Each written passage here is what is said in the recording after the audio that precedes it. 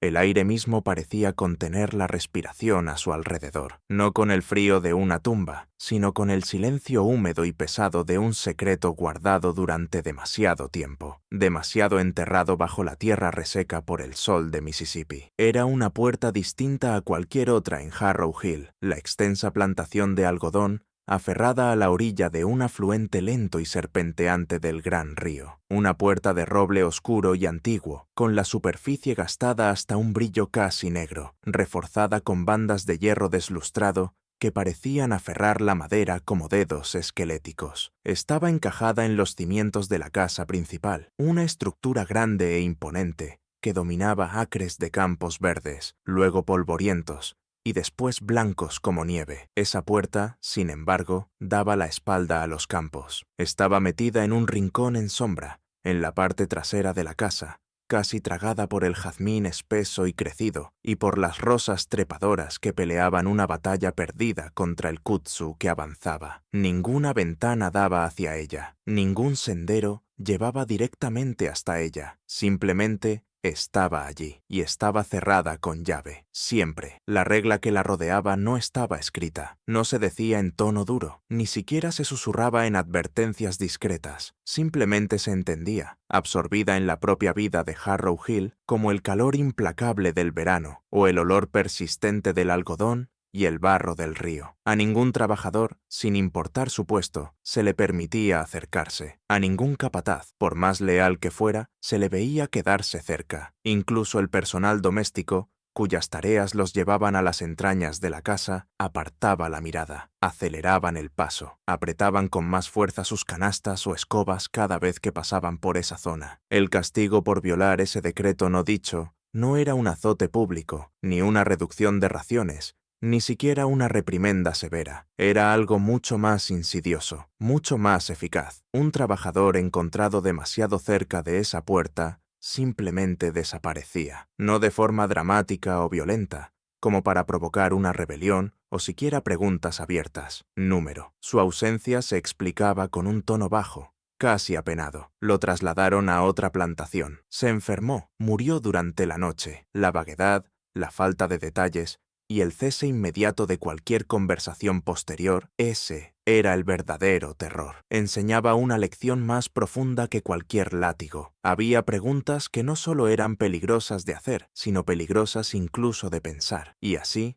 con los años, los trabajadores de Harrow Hill aprendieron a borrar la puerta de su visión periférica, a silenciar la curiosidad latente en sus mentes, a entrenar sus cuerpos para rodearla como si fuera un vacío, un lugar donde la luz y el sonido dejaban de existir. Se convirtió en un punto ciego en la conciencia colectiva de la plantación, una presencia silenciosa y pesada que moldeaba sus movimientos y sus pensamientos sin exigir nunca atención directa. Era el testimonio definitivo del control, un monumento a un miedo no dicho que impregnaba cada rincón de Harrow Hill, desde el gran salón hasta los límites más lejanos de los campos de algodón. ¿Qué podía haber detrás de una puerta así? ¿Qué secreto podía imponer una obediencia tan absoluta y aterradora, no por amenaza abierta, sino por el poder helado de la insinuación y la ausencia? Solo pensarlo era un lujo peligroso, una chispa capaz de encender una conflagración de miedo y sospecha. Pero para quienes vivían bajo su sombra,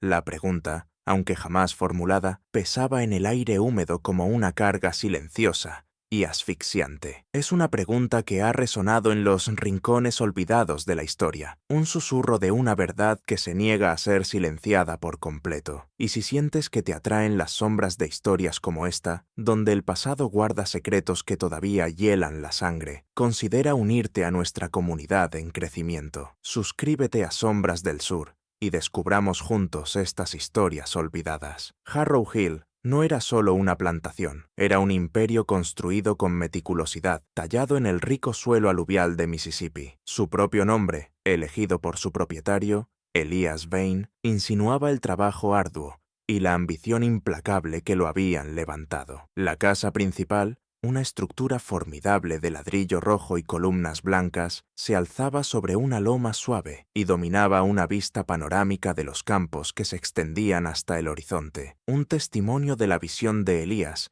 y de su voluntad inquebrantable. Más abajo, el afluente, lento y turbio, serpenteaba entre raíces de ciprés y musgo español, con un murmullo constante y casi imperceptible, el único sonido verdaderamente natural al que se le permitía persistir sin oposición en la finca. Era el año 1846. El aire, incluso a comienzos de la primavera, ya estaba cargado con la promesa del calor opresivo del verano, una humedad palpable que se pegaba a la piel y convertía cada respiración en un esfuerzo consciente. El aroma del jazmín en flor se mezclaba con el olor terroso de la tierra recién removida, el olor tenue, dulce y empalagoso de la melaza que salía de la cocina, y el persistente olor de fondo a sudor humano y esfuerzo. La vida en Harrow Hill se movía con un ritmo tan predecible e inflexible como el paso de las estaciones, desde la primera luz gris del amanecer hasta que se apagaba la última brasa en los barracones. Cada alma tenía una función, cada movimiento era observado, cada desviación era anotada. Elias Vane, el arquitecto de ese dominio, era un hombre forjado en el crisol de la ambición. Había llegado a Mississippi en 1831, con poco más de 30 años, después de dejar atrás las tierras más establecidas, aunque menos lucrativas,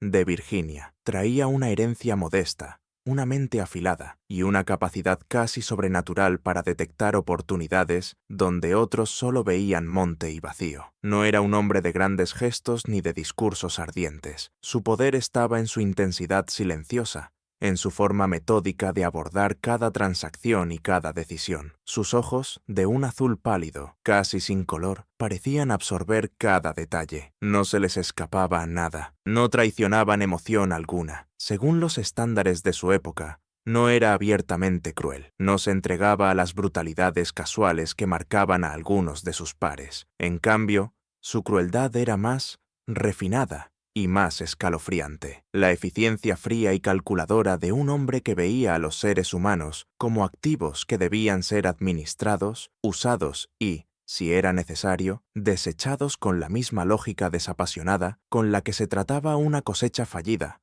o una herramienta gastada. Su reputación en Natchez, la bulliciosa y opulenta ciudad ribereña que funcionaba como centro social y económico de la región, era la de un éxito silencioso. Era respetado, aunque no especialmente querido. Su riqueza crecía con constancia, sus cosechas de algodón eran altas, y sus asuntos estaban siempre en orden impecable. Asistía a la iglesia con regularidad, contribuía generosamente a obras locales y organizaba las reuniones sociales que se esperaban de alguien en su posición. Aunque su carácter seguía siendo distante y sus conversaciones breves y precisas, era un pilar de la comunidad, una imagen del hombre hecho a sí mismo, y bajo la capa de la gentileza sureña, era un depredador del tipo más peligroso, uno que operaba por completo dentro de los límites de la ley, doblándola, moldeándola, pero sin romperla de forma abierta. Nora Vane, su esposa, era una mujer que alguna vez había tenido un espíritu vibrante, ahora apagado por años de resistencia silenciosa. Venía de una familia respetada de Natchez, los Dupre, y se había casado con Elías a los 19 años. Habían pasado 27 años desde entonces, años en los que vio a su esposo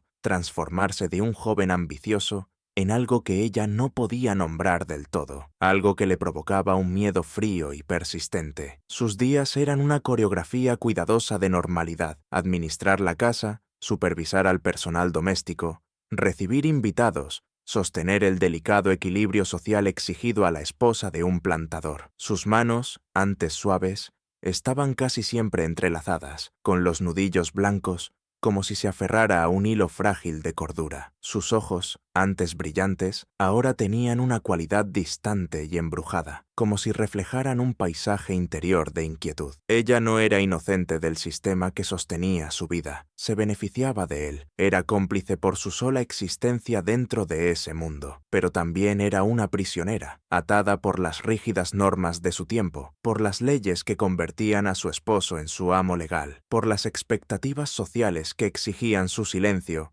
y su apoyo incondicional. Se movía por las grandes habitaciones de Harrow Hill como un fantasma. Sus vestidos de seda rozaban suavemente el suelo, y su presencia era apenas un eco en la inmensa casa silenciosa. Cumplía sus deberes con una meticulosidad que reflejaba la de Elias, un intento desesperado por mantener el orden en un mundo que, bajo su superficie pulida, se sentía cada vez más caótico y aterrador. No le temía solo a Elías, sino a la cosa sin nombre que había echado raíces en sus vidas, una cosa que se manifestaba con más fuerza en la presencia pesada y muda de aquella puerta cerrada. La comunidad de Natchez, con sus grandes mansiones, su ribera activa, sus bailes y sus reuniones de iglesia, formaba la capa exterior de ese mundo cuidadosamente construido. Era una red de familias conectadas, intereses compartidos y entendimientos no dichos. Los visitantes iban y venían de Harrow Hill, con sus carruajes levantando polvo en el camino largo y sus risas resonando brevemente en los pasillos. Hablaban del precio del algodón, de política,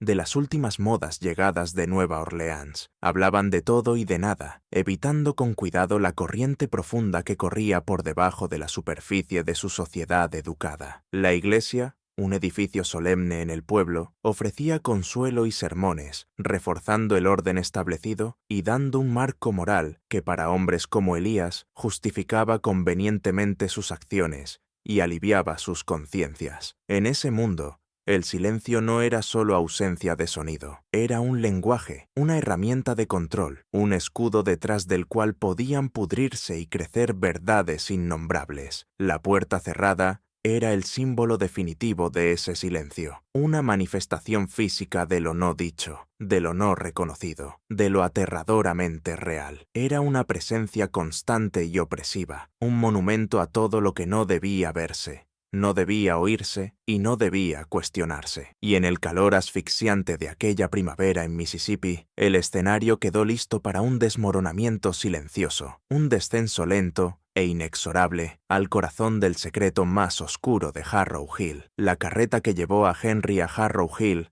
era vieja y rechinante. Sus ruedas gemían bajo el peso de unas pocas pertenencias miserables, y bajo el peso, todavía mayor, de un nuevo comienzo. Venía de una plantación cerca de Vicksburg, una propiedad que había caído en el desorden después de que su dueño, un hombre llamado Fitzwilliam, muriera de una fiebre repentina, dejando una montaña de deudas y ningún heredero claro. La finca fue disuelta y sus bienes, incluida su población esclavizada, se repartieron entre distintos compradores de la región. Henry, un joven de 22 años, terminó en un pequeño grupo comprado por Elias Vane. Henry no era como los demás de su grupo. Era callado, casi inquietantemente callado, pero su silencio no nacía de la torpeza ni de la resignación. Era el silencio de un observador agudo, de una mente siempre activa, procesando cada detalle y cada matiz de su nuevo entorno. Sus ojos, oscuros e inteligentes, no perdían nada. Se movía con una gracia cuidadosa, casi deliberada. Su cuerpo era delgado y fuerte por años de trabajo, pero su espíritu conservaba una chispa de algo indómito, una curiosidad silenciosa que aún no había sido apagada por la dureza de su vida. Había aprendido muy temprano que, en un mundo donde la propia existencia de uno era dictada por otros, la capacidad de ver sin ser visto y de oír sin ser oído era una forma de resistencia poderosa, aunque sutil. Sus primeros días en Harrow Hill fueron un borrón de caras nuevas, rutinas nuevas y la sensación abrumadora de ser un extraño. El trabajo era duro, como siempre, pero allí había una precisión casi militar en las operaciones que él no había visto antes. Los campos estaban cuidados con meticulosidad, las herramientas se mantenían en orden perfecto y los capataces eran eficientes y vigilantes. Aprendió los nombres de los otros trabajadores, la distribución de los barracones y el ritmo de las campanas que marcaban el inicio y el fin de la jornada. Aprendió a mezclarse, a convertirse en otra cara más entre la multitud, mientras su mente registraba cada detalle. Fue en su segundo día, mientras cargaba un saco pesado de harina de maíz desde el almacén hasta la cocina, cuando la vio por primera vez la puerta. Había tomado un atajo, un camino menos usado por los demás, esperando evitar el sol del mediodía por unos minutos más. Y allí estaba, metida en el rincón en sombra, parcialmente cubierta por el jazmín desbordado. A primera vista era solo una puerta, vieja, pesada, cerrada con llave, pero algo en ella atrapó su atención. Tal vez era la forma en que la luz parecía apartarse de ella, o la quietud antinatural del aire a su alrededor. Se detuvo, con los músculos tensos por el peso del saco y la mirada fija en la madera oscura. Sintió un pinchazo de inquietud, una advertencia sutil que le resonó por dentro. Había visto muchas puertas cerradas en su vida, almacenes, ahumaderos, el despacho privado del amo. Pero esa era distinta, desprendía un aura de final absoluto, una sensación de algo no solo asegurado, sino sellado por completo. Mientras seguía su camino, empezó a observar. Notó que nadie la mencionaba, ni de paso, ni en queja, ni siquiera en chismes vacíos. Era como si la puerta no existiera en el vocabulario colectivo. Vio a una mujer mayor, con la espalda doblada por años de trabajo, cargando un balde de agua. Su trayecto la llevaba a pocos metros de la puerta, pero sus ojos permanecieron clavados al frente, y su paso se aceleró apenas, casi de forma imperceptible, al pasar. Vio a un niño persiguiendo una gallina descarriada desviarse bruscamente del rincón, como si una barrera invisible le cerrara el paso. Entonces se fijó en Ruth. Era una mujer mayor, con el rostro como un mapa de líneas marcadas por el sol y la tristeza, y movimientos lentos pero decididos. Supo que llevaba en Harrow Hill, desde su misma fundación, una presencia silenciosa y fija dentro del servicio doméstico. Una tarde la vio salir de la casa principal con una canasta de ropa. Su camino la llevaba por la parte trasera de la casa, y por un instante fugaz, su mirada se desvió hacia el rincón. No fue una mirada de curiosidad, ni siquiera de miedo, sino algo mucho más profundo, un cansancio triste, una resignación honda. Sus ojos, oscuros y conocedores, parecían guardar un universo de historias no contadas, y enseguida, con la misma rapidez, la mirada se apartó. Su rostro se volvió una máscara,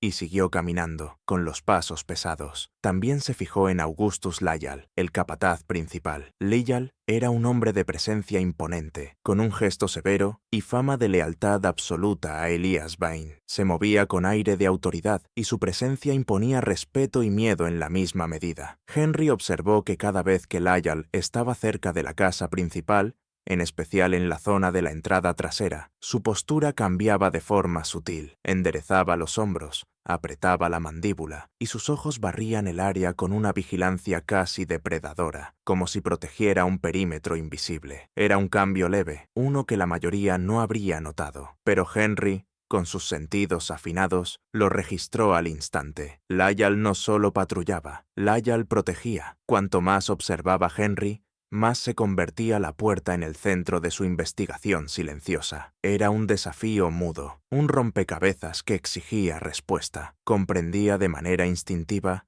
que las respuestas que escondía podían ser peligrosas, quizá mortales, pero la intensidad misma del silencio que la rodeaba, ese rechazo casi ritual practicado por toda la plantación, solo alimentaba su determinación. Empezó a observar la casa en sí, los patrones de movimiento, las entradas y salidas, los cambios sutiles en el ambiente. Era un par de ojos nuevo, no cargado por años de miedo aprendido, y lo que vio, lo que sintió, fue una certeza creciente de que detrás de esa puerta cerrada no había solo un secreto, sino una verdad viva, respirando, una verdad que Harrow Hill había intentado enterrar desesperadamente. El aire nocturno de finales de primavera en Mississippi era una manta pesada y sofocante, cargada con olor a tierra húmeda y con el coro incesante de las cigarras. Era una noche en la que el sueño llegaba a tirones, si llegaba, incluso para quienes estaban agotados por un día de trabajo sin tregua. Henry, acostado en su jergón delgado dentro de los barracones llenos, se sentía inquieto. El calor era opresivo, le pesaba encima, y el murmullo bajo de los otros trabajadores, algunos moviéndose dormidos, otros sin poder conciliar el sueño, no lograba calmarle la inquietud. Su mente, siempre activa, repetía las observaciones del día, sobre todo aquella danza silenciosa alrededor de la puerta cerrada. Se levantó en silencio,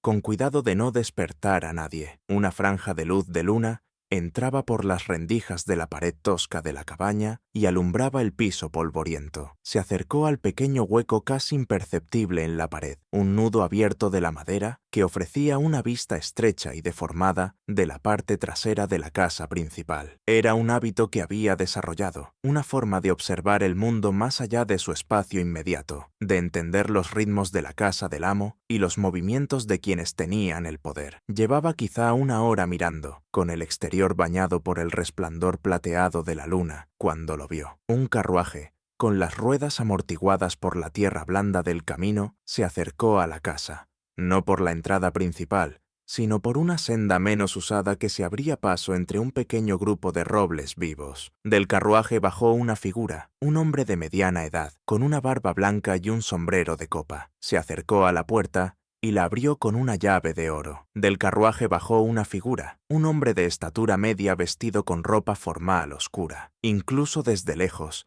Henry pudo notar la manera precisa, casi clínica, en que se movía. Era el doctor Warren Speck, el médico de Natchez, cuyas visitas solían anunciarse y cuya presencia normalmente significaba enfermedad o nacimiento. Pero esta visita era distinta. No había urgencia, no había llamada desesperada, solo una llegada silenciosa, casi clandestina. Augustus Lyall, el capataz principal, apareció desde las sombras de la casa, moviéndose con una rapidez que desmentía su tamaño. Se encontró con el doctor Speck junto al carruaje, y entre ambos pasó un intercambio breve y casi imperceptible de asentimientos. No hubo palabras, no hubo saludos. Era una cita silenciosa, acordada de antemano. Lyall condujo al doctor Speck no hacia la entrada principal, ni hacia la puerta lateral usada por los trabajadores y proveedores, sino directamente hacia la parte trasera de la casa, hacia el mismo rincón donde estaba la puerta cerrada. A Henry se le cortó la respiración, pegó más el ojo al agujero del nudo y sintió cómo el corazón empezaba a golpearle las costillas con un ritmo frenético. Vio a Lyall sacar una llave grande y pesada, que brilló un instante bajo la luna, y meterla en la cerradura de la puerta de roble oscuro. El sonido, aunque lejano, fue claro. Un clic metálico pesado, seguido por el crujido profundo y resonante de bisagras antiguas, cuando la puerta se abrió hacia adentro, revelando una oscuridad cavernosa. El doctor Speck desapareció en la negrura. Lyall entró detrás de él y luego cerró la puerta, devolviendo el rincón a su sombra habitual. El silencio que siguió fue profundo, roto solo por el canto de los grillos y el croar lejano de las ranas junto al río. Henry permaneció inmóvil, con el ojo pegado al hueco y la mente corriendo sin descanso. ¿Qué estaban haciendo ahí dentro? ¿Por qué tanto secreto? ¿Por qué de noche?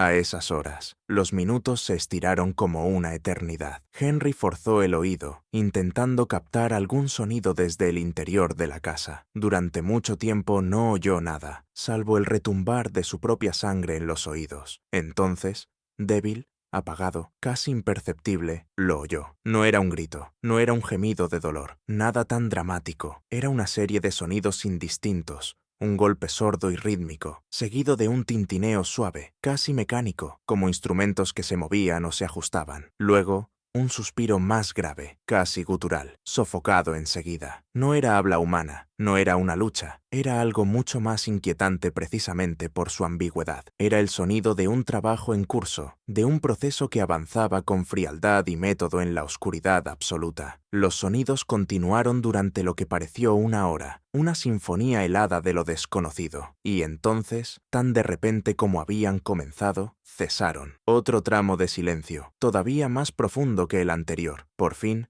la pesada puerta de roble volvió a crujir al abrirse. Lyall salió primero, con el rostro ilegible bajo la luz de la luna, seguido por el doctor Speck, que llevaba un pequeño maletín oscuro. Intercambiaron otro asentimiento breve y silencioso. Lyall volvió a cerrar la puerta con la misma llave pesada, y el clic resonó débilmente en la noche. El doctor Speck regresó a su carruaje, con movimientos igual de precisos y el mismo gesto impasible. Subió, y el carruaje, sin una palabra y sin mirar atrás, giró y desapareció por el camino sinuoso, tragado por la oscuridad de los robles. Lyall se quedó un momento, recorriendo la zona con la mirada, antes de fundirse de nuevo con las sombras de la casa. Henry permaneció en el agujero del nudo, mucho después de que se fueran, con el cuerpo temblando y la mente sacudida. Había presenciado algo profundamente perturbador, algo que no tenía explicación sencilla. Los sonidos, el secreto, la presencia del médico, la puerta cerrada con llave, todo se unía en una escena helada de actividad oculta. Por la mañana, el mundo de Harrow Hill parecía haberse reiniciado. Salió el sol, tiñendo los campos de tonos dorados y verdes. Sonaron las campanas, llamando a todos al trabajo. El aire estaba cargado con los sonidos habituales de la plantación, los gritos lejanos de los capataces, el golpe rítmico de las azadas en la tierra, el mugido del ganado. Todo se veía igual, pero para Henry algo había cambiado para siempre. La puerta cerrada ya no era solo un símbolo de miedo no dicho, era una entrada hacia una realidad tangible y aterradora. Había escuchado los sonidos de lo que había al otro lado, y el recuerdo de esos sonidos, imprecisos pero profundamente inquietantes, lo perseguiría para siempre durante las horas de vigilia. Comprendió que el mundo estaba lleno de verdades ocultas como esa, secretos que se pudrían bajo la superficie de la sociedad respetable, esperando que una mirada desprevenida los alcanzara. Y si te atrae la inquietud de estas historias ocultas,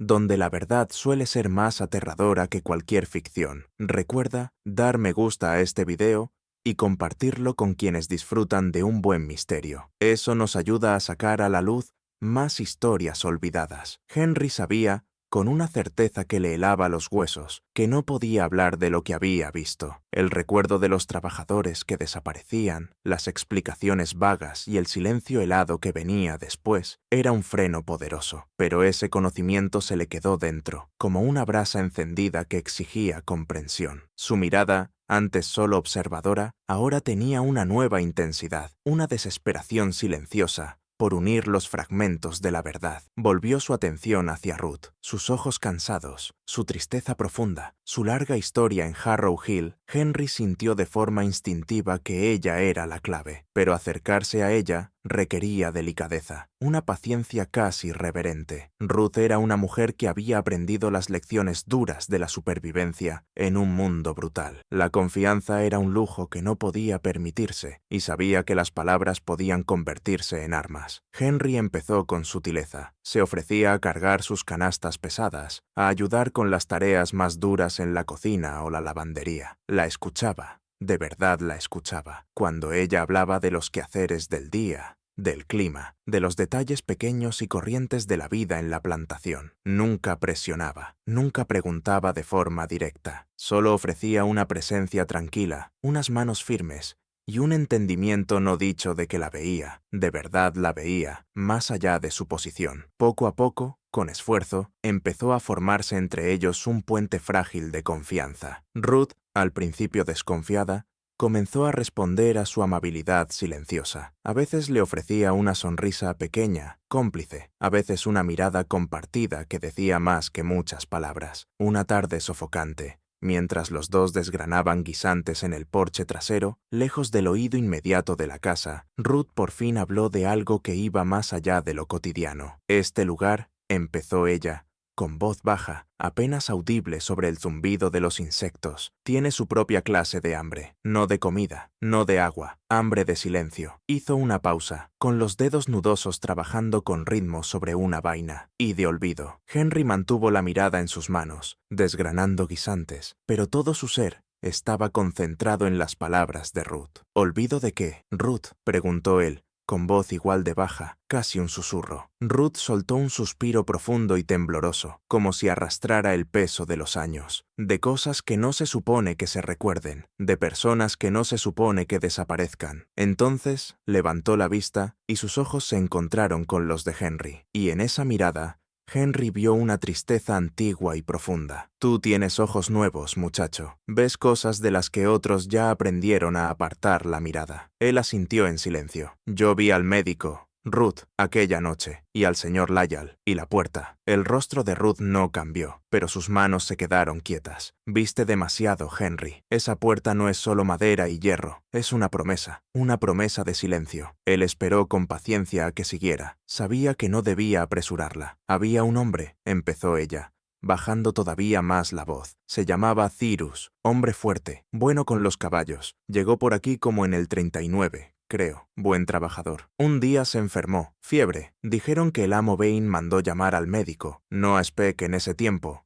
A otro. El doctor vino. Lo vio, dijo que estaba mal, muy mal. Al día siguiente dijeron que Cyrus murió en la noche, que lo enterraron junto al roble viejo, eso dijeron. Pero yo no vi entierro, no vi ataúd, nada, solo desapareció. Henry sintió un nudo frío cerrársele en el estómago. ¿Desapareció a dónde? Ruth negó lentamente con la cabeza. Ese es el asunto, ¿verdad? Nadie supo nunca, simplemente se fue. Y unas semanas después, el amo Bain consiguió un caballo nuevo, un semental fino, fuerte y rápido. Dijo que lo había cambiado por otro, pero ese caballo tenía una forma de mirarte, una forma de moverse, que me recordaba a Cyrus. Fuerte, orgulloso, y después también desapareció, a los pocos meses. Dijeron que lo vendieron. Miró a Henry con una mirada penetrante, pero la forma en que el amo Bain hablaba de ese caballo, como si fuera una cosa suya, una cosa para usar, y luego quitar de en medio, era la misma forma en que hablaba de Cyrus antes de que desapareciera. La implicación quedó suspendida en el aire, sin decirse, pero aterradoramente clara. Cyrus no había muerto, había sido intercambiado, desechado, y después estuvo Della, continuó Ruth, ahora casi en un susurro, como si decir su nombre ya fuera una falta. Dulce muchacha, Della, buena con los niños, siempre cantando. Por el 43 empezó a adelgazarse y a toser. El amo Bain dijo que tenía consunción. Mandó llamar al doctor Speck. Esa vez, Speck vino. Se quedó mucho tiempo en la casa. Dijo que Della se estaba apagando rápido. Lo siguiente que supimos fue que dijeron que Della murió, que la enterraron junto a Cyrus. Eso dijeron. Pero otra vez, ningún entierro, ningún ataúd, nada. Solo desapareció. La mirada de Ruth se desvió hacia la casa principal, hacia el rincón oculto. Pero Della tenía un pajarito de madera que ella misma talló. Siempre lo llevaba con ella. Decía que había sido de su mamá. Después de que desapareció, lo vi en el escritorio del amo Bain, 1 o 2 días nada más. Luego también desapareció, como si nunca hubiera estado ahí. Henry sintió un escalofrío que no tenía nada que ver con el aire húmedo. Las piezas empezaban a encajar, formando un mosaico de horror imposible de nombrar. Los registros de muerte falsificados, las visitas clandestinas del médico, las desapariciones. No era la muerte lo que había detrás de la puerta cerrada, era algo mucho más calculado, mucho más insidioso. Era el borrado sistemático de seres humanos, vidas reducidas a transacciones, existencias hechas desaparecer como si nunca hubieran existido. No están muertos, ¿verdad, Ruth?, preguntó Henry, apenas en un hilo de voz. Ruth no respondió de forma directa, solo lo miró, con los ojos llenos de una tristeza antigua y profunda. «Esa puerta, Henry», dijo ella, con una pizca de su cansancio habitual de vuelta en la voz, «no es para dejar cosas fuera, es para dejar cosas dentro, y para asegurarse de que nadie pregunte jamás qué hay adentro». Tomó otra vaina de guisante y sus dedos retomaron el movimiento rítmico. «Tú tienes ojos nuevos, muchacho, pero a veces es más seguro ser ciego». Sus palabras fueron al mismo tiempo una advertencia, una súplica y una confirmación. Henry entendió. La puerta cerrada no era una tumba, sino un portal por el que hacían desaparecer vidas. Les arrancaban la identidad, borraban su existencia de los registros, solo para que reaparecieran en otro lugar, bajo otras circunstancias, para otros amos. El horror no estaba en lo sobrenatural, sino en la eficiencia fría y metódica de la crueldad humana, autorizada por un sistema que valoraba la propiedad por encima de todo. Ruth no le había contado todo. No podía, pero le había contado lo suficiente para confirmar sus sospechas más oscuras, lo suficiente para encender dentro de él un fuego peligroso. La primavera de 1846 trajo consigo no solo el calor opresivo y la vida creciente de los campos de algodón, sino también una fractura sutil e insidiosa dentro de Nora Bain. Durante años, había vivido dentro de la jaula dorada de Harrow Hill, con una vida construida como una actuación cuidadosa de esposa hermosa, anfitriona amable y señora de una gran finca. Su silencio había sido su escudo, su complicidad una píldora amarga que tragaba cada día, justificada con la idea de que saber menos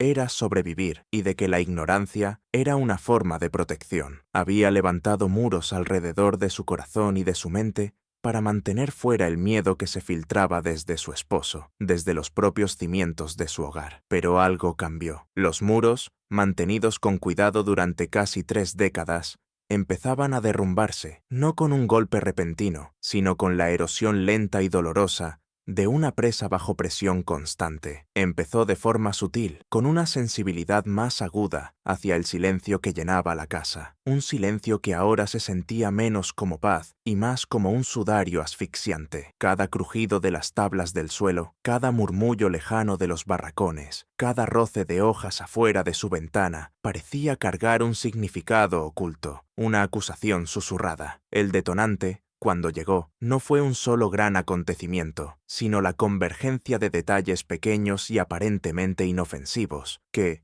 al unirse, formaron un mosaico de horror innegable. Empezó con una carta. Elías, meticuloso en todo, solía guardar su correspondencia bajo llave en el despacho. Pero una tarde, una ráfaga de viento que entró por una ventana abierta en la biblioteca donde él había estado trabajando, tiró una pila de papeles de su escritorio y los esparció por el suelo pulido. Nora, que pasaba por allí, se agachó para recogerlos, con movimientos automáticos y la mente en otra parte. Entre los papeles, la vio. Una carta que no iba dirigida a ella, pero claramente destinada a Elías, con el sello ya roto. Sus ojos, atraídos por una curiosidad morbosa que no pudo contener, recorrieron unas líneas antes de que su mente alcanzara a registrar la falta. Las palabras eran frías, burocráticas, y aún así se le grabaron en la memoria. El acuerdo para las 3 unidades de su último envío ha sido finalizado. El Dr. Sinclair informa excelente salud y cumplimiento total. El pago, según lo acordado, ya fue depositado. Anticipamos oportunidades similares el próximo trimestre, sujeto a su habitual discreción con la documentación. 3 unidades. Envío. Documentación. Las palabras, despojadas de su contexto humano, eran escalofriantes en lo que implicaban. Hablaban de mercancías, de transacciones, de una ocultación deliberada de la verdad. Las manos de Nora temblaron. Recogió los papeles deprisa y volvió a colocar la carta sobre la pila, con el corazón golpeándole las costillas. Intentó descartarlo, intentó decirse que era solo negocio, una práctica común en el complejo mundo económico de las plantaciones, pero el miedo frío que se le instaló en el estómago no se fue. Unas semanas después, oyó una conversación. Era tarde en la noche, y Elías y el Dr. Speck estaban en el despacho, con voces bajas, casi conspirativas. Nora, incapaz de dormir, había bajado la gran escalera para buscar un vaso de agua, con los pies descalzos y silenciosos sobre las alfombras persas. Al pasar junto a la puerta del despacho, entreabierta, algunos fragmentos de la conversación en voz baja llegaron al pasillo. La fiebre fue lo bastante convincente. Elías, los registros están muy claros. Nadie lo va a cuestionar. Era la voz de Speck, suave y untuosa. Luego la de Elías, más fría, más afilada. Y el otro asunto, el del 43. Estamos seguros de que no quedan cabos sueltos. Absolutamente, mi querido Bain. La nueva identidad está firmemente establecida. Una página limpia, por decirlo así. Una vida nueva lejos de aquí. Nadie conectaría una cosa con la otra. El diagnóstico de consunción fue muy eficaz para asegurar una salida rápida y sin preguntas. Nora se quedó inmóvil, con la mano apretando la baranda tan fuerte que le dolieron los nudillos. El del 43. Dela. Las palabras de Ruth, susurradas en voz baja, resonaron en su mente. Dulce muchacha. Dela. Dijeron que tenía consunción, y desapareció. Las piezas encajaron con una claridad enfermiza. La fiebre de Cyrus, la consunción de Dela, la documentación, el envío, la nueva identidad, la forma completa de aquello dentro de lo que había vivido durante años. Lo que Elías había estado haciendo empezó a unirse en una verdad monstruosa e innegable. No era solo la compra y venta de seres humanos, una práctica que ella había aceptado durante mucho tiempo como la realidad brutal de su mundo. Era algo mucho más siniestro, el borrado deliberado y sistemático de vidas, la creación de muertes falsas, el tráfico de personas legalmente muertas hacia nuevas formas de esclavitud. Todo por beneficio, todo bajo la cobertura de la autoridad médica y del registro meticuloso. Nora sintió un grito interno profundo elevarse dentro de ella, atrapado detrás de la fachada cuidadosamente construida de su compostura. Su mundo, que antes era simplemente incómodo, ahora se sentía como una casa de muerte levantada sobre mentiras y vidas robadas. Ella no era una villana, no en el sentido abierto. Nunca había levantado la mano con rabia, nunca había participado directamente en las crueldades, pero tampoco era una heroína, era una mujer de su época, atrapada por leyes de hierro que la ataban a su marido, por una arquitectura social que la volvía invisible en asuntos de negocios, y al mismo tiempo responsable del buen funcionamiento de su casa. Su riqueza, su posición, su propia existencia estaban unidas de manera inseparable al negocio de Elías. La comprensión fue devastadora. Había sido cómplice, no solo por su silencio, sino por su propia presencia, por aceptar la vida que Elías le daba. La gran casa, la ropa fina, la posición social, todo estaba manchado, construido sobre la desaparición deliberada de seres humanos. Su miedo, antes vago y sin forma, ahora tenía nombre, rostro y método. Ya no veía a Elías como su esposo, sino como un carnicero meticuloso, cortando vidas con la precisión de un cirujano, todo por beneficio y poder. Sus noches se convirtieron en tormentos sin sueño, sus días en una niebla de sonrisas forzadas y conversaciones amables. Su mente repetía sin descanso las palabras escuchadas y las frases heladas de la carta. Miraba los rostros de los trabajadores esclavizados y ya no veía solo su trabajo, sino su vulnerabilidad, su posibilidad de ser borrados. Miraba a Elías y veía a un extraño, un monstruo cubierto de respetabilidad. Se miraba al espejo y veía a una mujer atrapada, cómplice y completamente aterrada. La fractura estaba completa, la presa se había roto y Nora Vane, por primera vez en años, empezó a contemplar un futuro más allá de los límites asfixiantes de Harrow Hill, un futuro que tal vez exigiría un acto de valor desesperado y aterrador. La atmósfera en Harrow Hill, ya cargada por el calor húmedo del verano, se volvió pesada con una tensión no dicha, una sensación palpable de inquietud que cayó sobre la plantación como una nube de tormenta. Henry, ahora cargando con las verdades fragmentadas de Ruth, y sus propias observaciones escalofriantes, se movía por los días con una conciencia extrema, con cada nervio alerta y cada sombra convertida en posible amenaza. Sabía que estaba jugando un juego peligroso, pero el conocimiento que tenía, las terribles implicaciones de la puerta cerrada, había encendido en él un fuego que no podía apagar. Su investigación silenciosa continuó, ahora con una urgencia desesperada. Buscaba pistas. Cualquier cosa que pudiera confirmar las historias de Ruth, cualquier cosa que arrojara más luz sobre los tratos oscuros detrás de la puerta de roble. La oportunidad llegó de forma inesperada durante una tarde sofocante, en la que limpiaba maleza cerca de la vieja pila de leña, una esquina olvidada de la finca, donde los objetos desechados solían terminar. Mientras apartaba un enredo de enredaderas con espinas, su mano rozó algo rígido, medio enterrado en la tierra húmeda. Lo sacó con cuidado, con el corazón acelerándose. Era un trozo de papel, arrugado y manchado de barro, y de lo que parecía sangre seca, pero todavía legible en partes. Era un registro parcial, un fragmento de una página de libro de cuentas, roto y descartado. Sus ojos recorrieron la tinta desvaída. Cyrus, 1841. Fiebre. Transferido a Plantación Montgomery, Luisiana, 300. Dela, 1843. Consunción. Reasignada a Hacienda Caldwell, Alabama, 250. Elías Vane. Pago recibido. Dr. Speck. Servicios prestados. Las palabras lo golpearon con la fuerza de un golpe físico. Transferido, reasignada, pago recibido. Estaba todo ahí, en tinta fría y desnuda. Los nombres que Ruth había susurrado, las fechas, los diagnósticos falsos, los destinos. Ya no era solo una teoría, estaba documentado. Un testimonio helado de la naturaleza metódica del negocio de Elías Vane. Entonces comprendió que los números no eran edades, sino precios, y que los servicios prestados del Dr. Speck no eran por curar, sino por facilitar aquellas transacciones monstruosas. Henry dobló el documento con rapidez y lo metió en el fondo de sus pantalones gastados, con las manos temblando. Había encontrado una prueba, pero era una prueba que se sentía como una sentencia de muerte. Supo de inmediato que ese pedazo de papel era extremadamente peligroso, un vínculo directo con lo innombrable. Su cambio de conducta, por sutil que fuera, no pasó desapercibido. Augustus Lyall, el capataz principal, era un hombre cuya lealtad a Elias Vane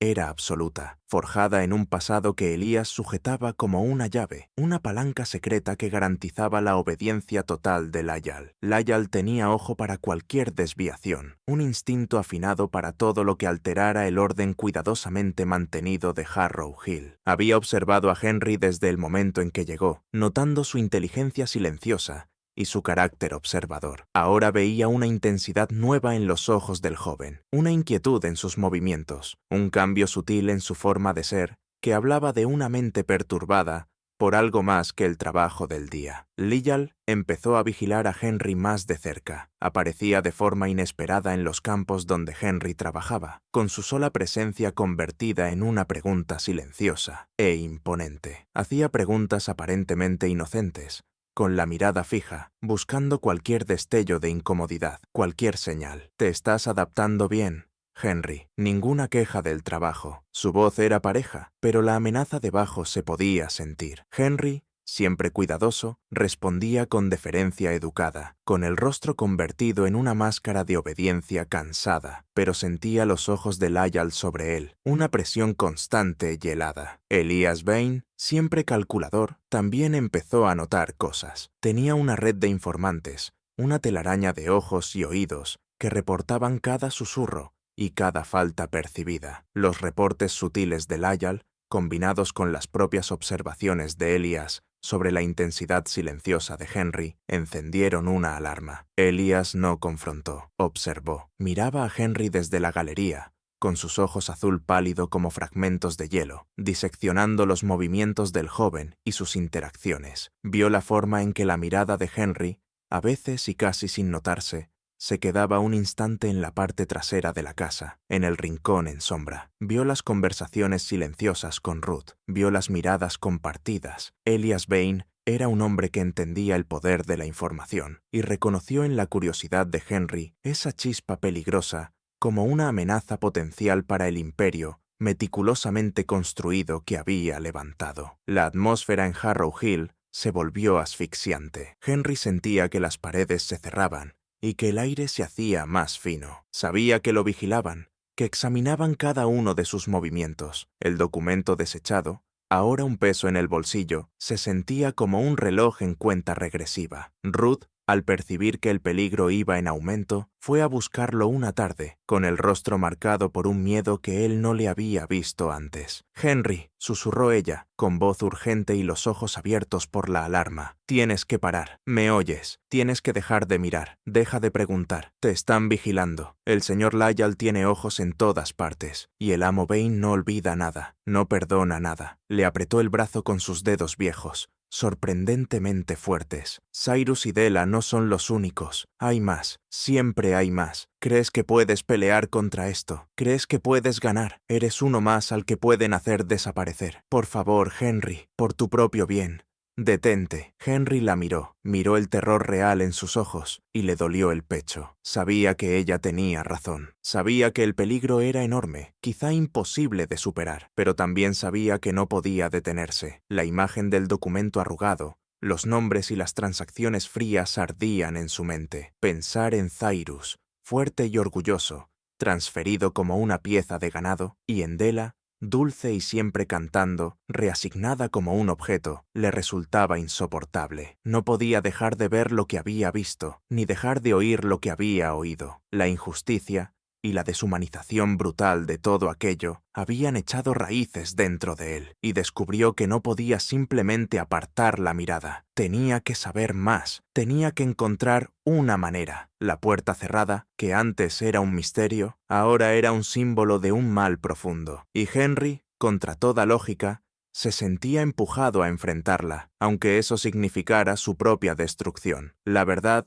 una vez que se alcanza a ver, puede ser una carga pesada, una compañía peligrosa. Y si esta historia inquietante te está atrapando cada vez más, recuerda activar la campana de notificaciones para no perderte ni un solo detalle escalofriante mientras todo esto se desarrolla. El aire de finales de agosto caía pesado e inmóvil sobre Harrow Hill, como una manta sofocante de calor y humedad que no prometía ningún alivio. Las cigarras cantaban su coro ensordecedor, un zumbido constante que parecía vibrar en los huesos mismos de la vieja casa. Era una noche hecha para secretos, para actos realizados bajo el amparo de la oscuridad y del silencio opresivo de un mundo dormido. Una coincidencia poco común de circunstancias había dejado la casa principal inusualmente callada, casi desierta. Elias Vane, siempre meticuloso en los negocios, había partido hacia Natchez 2 días antes, llamado por un asunto urgente relacionado con un gran envío de algodón y una negociación financiera compleja. Su ausencia, aunque temporal, dejó un vacío palpable en la casa, un alivio momentáneo de la presión constante y vigilante que él imponía. Augustus Lyall, el capataz principal, también estaba ausente de su puesto habitual cerca de la casa. Un aguacero torrencial repentino, 2 días antes, había inundado un campo bajo, peligrosamente cerca del afluente. La cosecha de algodón, casi lista para la recolección, estaba en riesgo. Lyall, junto con un grupo de trabajadores, llevaba horas y horas reforzando los diques, desviando el agua y salvando lo que podían. No volvería a la casa hasta que la crisis estuviera controlada, con toda su atención consumida por la amenaza inmediata a la rentabilidad de la plantación. Eso dejó a Nora Vane, por primera vez en años, realmente sola en el vasto silencio resonante de la casa principal. El personal doméstico se había retirado a sus barracones y las últimas brasas del fuego de la cocina llevaban mucho tiempo apagadas. Los únicos sonidos eran el croar lejano de las ranas, el roce de las hojas en una brisa fantasma y el golpeteo frenético de su propio corazón. Durante los 2 días desde la partida de Elias, Nora había luchado con una decisión que se sentía al mismo tiempo inevitable y aterradora. Los fragmentos de la carta, la conversación que oyó por casualidad, los ojos perseguidos de Ruth y las preguntas silenciosas y desesperadas de Henry, todo se había unido en un peso insoportable. Los muros que había levantado alrededor de sí misma se habían derrumbado, dejándola expuesta a la verdad completa y horrorosa del negocio de su marido. Ya no podía fingir ignorancia, ya no podía esconderse detrás de la complicidad. La puerta cerrada, que antes era un símbolo del poder de su marido, se había convertido en un monumento a su propia decadencia moral, una acusación silenciosa que resonaba en cada rincón de su mente. Esa noche la abriría. Le temblaban las manos cuando encendió una vela larga y delgada en su alcoba, y la llama vacilante proyectó sombras danzantes en las paredes. Se puso un vestido oscuro y sencillo, moviéndose despacio y con cuidado, como si se preparara para un ritual sagrado y profano al mismo tiempo. Cruzó la casa silenciosa como un fantasma, con los pies descalzos sin hacer ruido sobre los pisos fríos y pulidos. El aire se volvió más pesado y más frío, mientras descendía a la planta baja, con la vela como una señal mínima contra la oscuridad que avanzaba. Llegó a la parte trasera de la casa, al rincón en sombra donde el jazmín y el kudzu luchaban por dominar el espacio. Allí, el aire estaba cargado con olor a tierra húmeda y hojas en descomposición, un olor primitivo que parecía pegarse a las piedras. La pesada puerta de roble se alzaba frente a ella, más oscura que las sombras de alrededor, con las bandas de hierro como costillas de una bestia antigua dormida. Nora tomó una respiración profunda y temblorosa, intentando calmar el corazón desbocado. Metió la mano en el bolsillo del chaleco de Elías, que había encontrado colgado en su despacho, un acto desesperado, casi temerario, de desafío. Sus dedos rodearon un objeto pesado y frío, la llave, la misma llave que Augustus Lyall había usado aquella noche, brillando a la luz de la luna. Con la mano temblorosa, introdujo la llave en la cerradura, giró con un gemido metálico y rígido, un sonido que parecía vibrar en los cimientos mismos de la casa. El clic que siguió sonó ensordecedor en aquel silencio profundo. Empujó la puerta hacia adentro, despacio, con agonía. Las bisagras gritaron, un lamento largo y estirado que parecía rasgar la tela de la noche. Una oleada de aire frío y rancio, cargado con olor a polvo, papel viejo y algo más, algo metálico y apenas orgánico, la golpeó de frente. La oscuridad al otro lado era absoluta, una boca abierta que parecía tragarse la poca luz de su vela. Nora levantó la vela más alto. La llama luchó contra la penumbra opresiva. La luz perforó la oscuridad y reveló un cuarto pequeño, de techo bajo, con paredes de piedra tosca, húmedas y manchadas. No era un calabozo, ni una sala de tortura, ni nada tan abiertamente dramático. Era un espacio utilitario, organizado con cuidado y escalofriante por su eficiencia fría. Contra una pared había un cofre pesado, reforzado con hierro, con la tapa cerrada. Sobre una mesa de madera tosca, en el centro del cuarto, iluminada por la vela temblorosa, descansaba una colección de objetos que le cortó la respiración. Había varios libros de cuentas encuadernados en cuero, con páginas llenas de la letra precisa y elegante de Elías. Junto a ellos,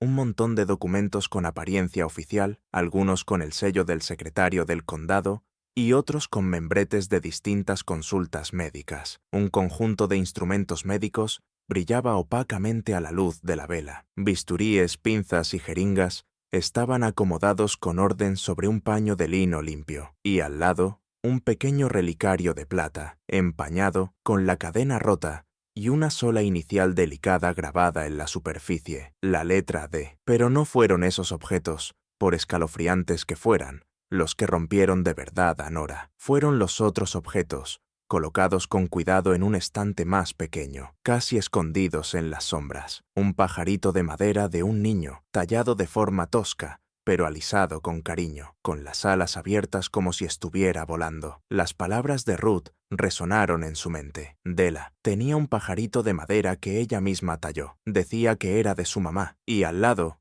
una bolsita pequeña de cuero gastado, atada con un cordón desteñido. Los dedos temblorosos de Nora la desataron y vació su contenido sobre la mesa. Un puñado de flores silvestres secas y prensadas, que aún conservaban un leve olor dulce, y una pulsera pequeña de pelo de caballo, trenzada con detalle, con hebras oscuras entrelazadas con un solo hilo rojo brillante. Cyrus. De nuevo las palabras de Ruth. Hombre fuerte, bueno con los caballos. La forma en que el amo Bain hablaba de ese caballo, como si fuera una cosa suya. Aquellos no eran objetos de muertos, eran objetos de vivos, pertenencias queridas, cargadas de memoria y de amor, dejadas atrás por personas a las que habían hecho desaparecer. Eran la prueba, innegable y devastadora, de que Cyrus y Della, y muchos otros cuyos nombres llenaban los libros de cuentas, no habían muerto, habían sido borrados, les habían robado la vida, les habían arrancado la identidad. Su humanidad había quedado reducida a una transacción,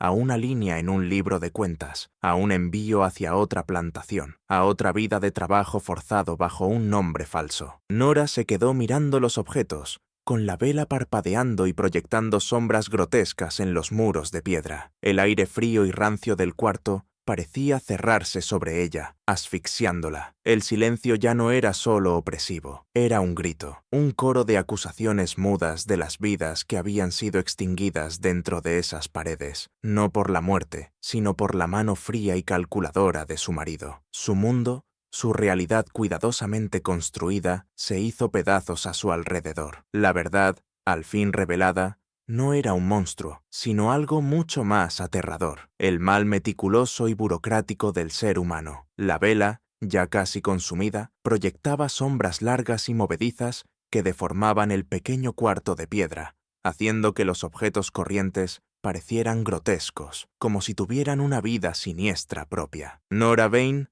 con el rostro pálido y agotado, con los ojos abiertos por un horror que superaba el simple miedo, se sentó en el suelo frío y húmedo, rodeada por las pruebas condenatorias del negocio de su marido. El shock inicial dio paso a una claridad helada, a una comprensión terrible que se le asentó en los huesos. Había pasado horas en ese cuarto, revisando con detalle los libros de cuentas, la correspondencia y los documentos médicos. La letra precisa y elegante de Elías, que antes había sido motivo de orgullo, ahora parecía burlarse de ella con su eficiencia fría y sin emociones. Cada página era testimonio de un sistema monstruoso, una red de engaño y beneficio construida con meticulosidad. Los libros de cuentas detallaban todo: nombres, fechas de muerte, enfermedades inventadas, nombres de los médicos que firmaban certificados de defunción falsos, Dr. Speck, Dr. Montgomery, Dr. Caldwell, una red de profesionales de la medicina cómplices en 3 estados. Luego aparecían las fechas de traslado,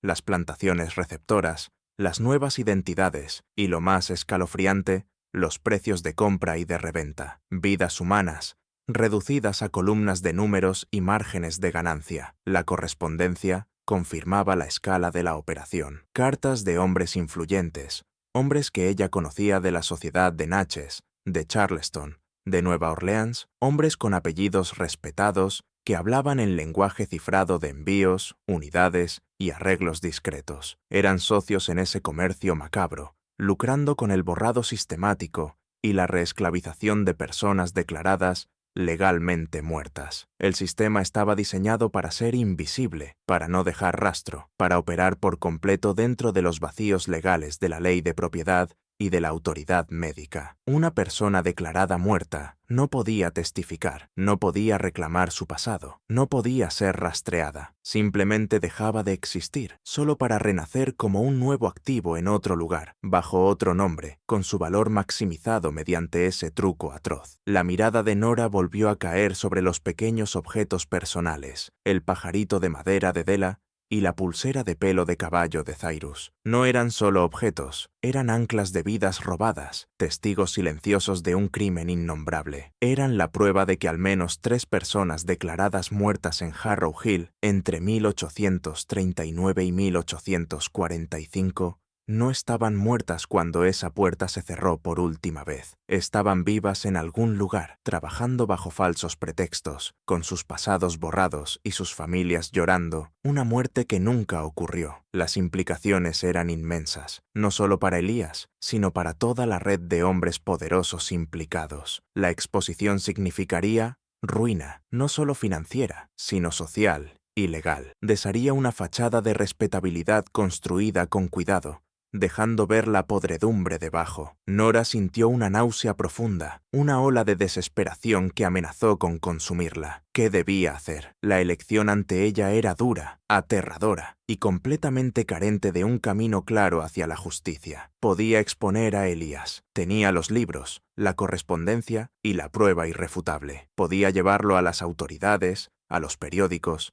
a la misma sociedad que alababa a su marido. Pero ¿cuál sería el costo? Su propia reputación quedaría destruida para siempre. Sería rechazada, quizá incluso encarcelada como cómplice. Su vida, tal como la conocía, dejaría de existir. Y aun si lo lograba, ¿se haría realmente justicia en un mundo donde esas prácticas, aunque ilegales en su ejecución específica, se sostenían sobre una base de deshumanización aceptada? Se desmantelaría de verdad el sistema, o Elías sería reemplazado por otro depredador, más cuidadoso. Podía destruir la evidencia, quemar los libros, romper las cartas, enterrar los objetos personales, protegerse, mantener la fachada de su vida y permitir que el negocio monstruoso siguiera sin obstáculos. Ese era el camino de menor resistencia, el camino de la preservación propia. Era el camino que, en esencia, había recorrido durante años, a través de su silencio y de su complicidad. Pero cuando sus ojos se posaron en el pajarito de madera de Della, una chispa de algo se encendió en su interior. No era heroísmo, no era una súbita ola de valor moral, era una determinación fría y dura, nacida de años de rabia reprimida y de una necesidad desesperada de recuperar alguna forma de control. Era una mujer de su época, atrapada por la ley, por la propiedad y por una arquitectura social que la volvía invisible y responsable al mismo tiempo. No podía cambiar el mundo, pero quizá sí podía cambiar su pequeño rincón dentro de él. Nora tomó su decisión. No fue una decisión heroica, sino una decisión de supervivencia, con un giro que complicaba toda la simpatía que el oyente pudiera haber sentido por ella. No expondría a Elías ante el mundo. El riesgo era demasiado grande, el resultado demasiado incierto, el costo personal demasiado devastador, pero tampoco destruiría la evidencia. En vez de eso, se la llevaría toda: los libros de cuentas, la correspondencia, los documentos médicos y los pequeños objetos personales, desgarradores. Los guardó con cuidado en una bolsa de lona resistente que encontró en un rincón del cuarto. Sus movimientos eran ahora precisos y metódicos, reflejando la misma eficiencia helada de Elías. Usaría ese conocimiento, esa prueba condenatoria, no para derribar el sistema, sino para asegurar su propio futuro, para abrirse un espacio de libertad y seguridad para ella, y quizá para unos pocos más. Lo usaría como palanca, una amenaza silenciosa y constante que ataría a Elías a ella, no por amor ni por lealtad, sino por miedo. Se convertiría en su socia silenciosa, en su sombra, asegurando que sus propias necesidades y sus propios actos discretos de desafío fueran atendidos, y quizá, solo quizá, encontraría la forma de sabotear desde dentro ese negocio monstruoso, de volver su sistema meticuloso un poco menos eficiente, un poco menos rentable, un acto silencioso a la vez. La puerta cerrada había revelado sus secretos y, al hacerlo, había transformado a Nora Vane de prisionera en una jugadora silenciosa y peligrosa, en un juego al que nunca pidió entrar. Los primeros rayos del amanecer, pálidos y vacilantes, empezaron a filtrarse por las grietas de la pesada puerta de roble cuando Nora Vane finalmente salió del cuarto del sótano. Su rostro era una máscara de agotamiento, pero sus ojos, aunque seguían perseguidos, tenían un nuevo brillo de acero. La bolsa de lona, pesada con su contenido condenatorio, estaba apretada con fuerza en su mano. Volvió a cerrar la puerta con llave, y el clic metálico sonó con una frialdad definitiva. Luego, moviéndose con una determinación tranquila, subió las escaleras, dejando que los secretos del cuarto volvieran a pudrirse en la oscuridad. Los destinos de los personajes, igual que las verdades que cargaban, no fueron limpios, ni llegaron con la claridad satisfactoria de la justicia convencional. Elias Vane regresó de Natchez 2 días después, con su habitual compostura fría intacta. No notó nada fuera de lugar. La casa estaba en orden, los campos se recuperaban de la inundación, y su esposa, quizá un poco más pálida de lo normal, cumplía sus deberes con su eficiencia silenciosa de siempre. Siguió con su administración meticulosa de Harrow Hill, su imperio de algodón y transacciones humanas. Nunca supo que su secreto mejor guardado, la base misma de su poder, ya no estaba en un cuarto cerrado, sino en manos de su propia esposa. Siguió lucrando, expandiéndose y manteniendo su fachada respetada en la sociedad de Natchez, ajeno a la guerra silenciosa que se libraba dentro de su propia casa. Y cuando su final llegó, años más tarde, fue en paz, en su propia cama, un testimonio del poder duradero de sus mentiras cuidadosamente construidas. Nora Vane no huyó de Harrow Hill, ni expuso a Elías. En cambio, se convirtió en otro tipo de señora de la casa. La bolsa de lona, con los libros y las cartas, quedó escondida en el fondo falso de su baúl de cedro, una presencia constante y silenciosa. Empezó a hacer peticiones sutiles, solicitudes que Elías, siempre pragmático, descubría que no podía rechazar. Cuartos más cómodos para ciertos trabajadores ancianos, mejor atención médica para los enfermos, una palabra discreta que asegurara que una familia concreta no fuera separada. Nunca lo amenazó, nunca mencionó de forma explícita el contenido de su escondite. Simplemente presentaba sus peticiones con una firmeza callada e inflexible. Y Elías,